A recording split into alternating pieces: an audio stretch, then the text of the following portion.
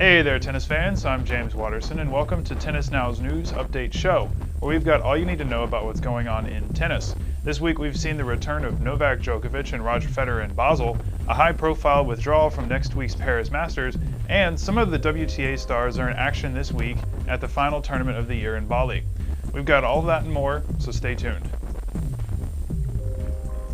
Djokovic and Federer are back in action this week at the Swiss indoors in Basel, a tournament that also featured Andy Murray before he withdrew because of a right gluteal strain. Both men have been sidelined for about 6 weeks because of injury. Djokovic has been out because of a back injury that forced him to retire during Serbia's Davis Cup semifinal against Argentina, while Federer has been out because of nagging injuries. They've certainly showed signs of rust early on. Although Federer beat Petito Stracci in straight sets in the first round, he dropped a set against Jarko Nieminen, a man he's never lost a set to in 11 previous matches, in the second round. Yet today he bounced back with a convincing 6-3, 6-2 win against Andy Roddick. Meanwhile, Djokovic started well against Xavier Malisse, but lost the second set and beat him 7-5 in the third. He responded by dominating Lukas Kubot 6-1, 6-2, but he looked vulnerable in the first set against Marcos Baghdatis earlier today. But he tightened his game and eventually won 2-6, 6-2, 6-3.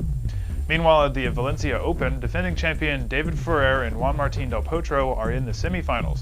Now, we've had some surprises in Spain this week. Marcel Granollers upset Gael Monfils in the quarters, and he beat Alexander Dolgopolov in the first round.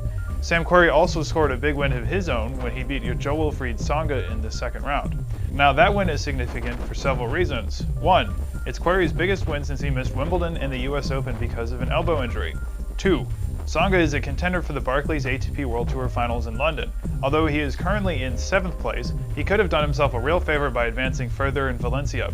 Because he didn't, he has to do very well at next week's Paris Masters, as there are 7 players who have a chance to qualify for the final 3 spots.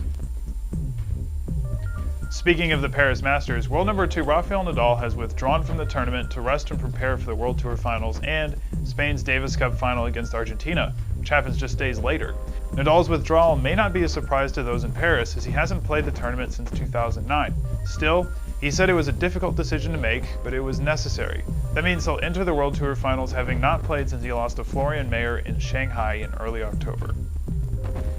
Now, we've got some of the top women in action in Bali, Indonesia for the Commonwealth Bank Tournament of Champions this weekend. The tournament is meant for the players who won WTA Premier events but didn't qualify for the WTA Championships. That means at the start of the tournament we had Marion Bartoli, Peng Shuai, Sabina Lisicki, Ana Ivanovic, and more. Now, after first round play in which we've had some surprises, Annabel Medina Garrigas takes on Lisicki in one semifinal, and Ivanovic takes on Nadia Petrova in the other. The winner of the tournament gets 375 ranking points and $210,000. Finally, WTA Championships winner Petra Kvitova will lead the Czech Republic against Russia in this weekend's Fed Cup final in Moscow. Kvitova will play Maria Karolinko in the first rubber, followed by Lucy Safarova taking on Svetlana Kuznetsova. The singles matchups switch for the third and fourth rubbers, and the doubles team of Anastasia Pavlyuchenkova and Elena Vesnina will take on Lucy Hradecka and Kveta Peshk. The Czechs have the edge going into this tie. Not only do they have Kvitova, the world number 2, but they also have the 2nd and 15th ranked doubles players in the world. Russia's chances are further diminished by the withdrawal of Vera Zvonareva, who has reportedly been struggling with a shoulder injury for the last few weeks. Now, for a full preview of what's to come this weekend, click the link in the description below. And that'll do it from us, folks. Remember to follow us on Facebook and Twitter to stay informed about what's going on in the game, and check our website for breaking news, features, match analysis, and instruction. Thanks for watching, and as always, have a great weekend.